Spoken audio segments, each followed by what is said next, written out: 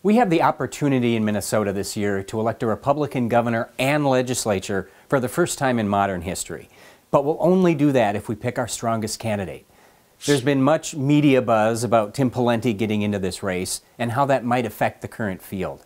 For me, it changes nothing because I know I'm the strongest candidate we've got, whether Tim gets in or not. And here's why.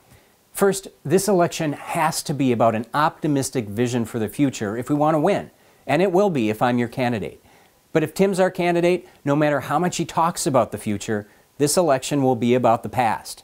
Whether it's his D.C. lobbying job, or his presidential run, or his attacks on Donald Trump, or the many things people will pick apart about his governorship, this campaign will be a referendum on Tim Pawlenty and not about our future. That might not be fair, but it's the reality. And all the money in the world won't change that. By contrast, I've been traveling this state for a year, telling Minnesotans we'll let them keep more of what they earn. We'll rein in arrogant state agencies like the DNR and the PCA and take power away from the political class and give people a voice. That's a message that's breaking through because I don't have baggage that overpowers everything else.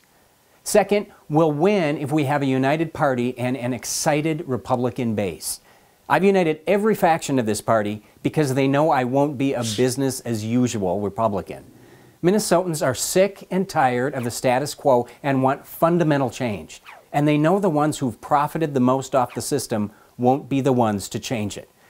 Republicans know I'll clean house in our state agencies, that I'll make government smaller, not just slow its growth, and I'll be guided by principle, not polling, and will fundamentally reform the system.